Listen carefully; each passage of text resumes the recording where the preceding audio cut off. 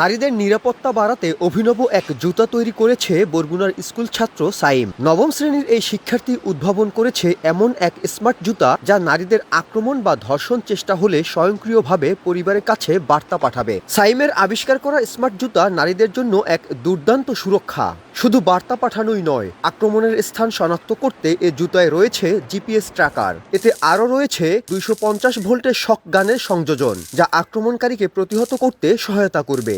ছোটবেলা থেকেই ইলেকট্রনিক যন্ত্রপাতি বানানোয় আগ্রহ ছিল সাইমের। তারই ধারাবাহিকতায় বানিয়েছেন ড্রোন, রাডার, বিমান এবং দৃষ্টি প্রতিবন্ধীদের জন্য বিশেষ চশমা। এবার নারী নির্যাতন প্রতিরোধে জুতো বানিয়ে সাড়া ফেলেছে সাইম।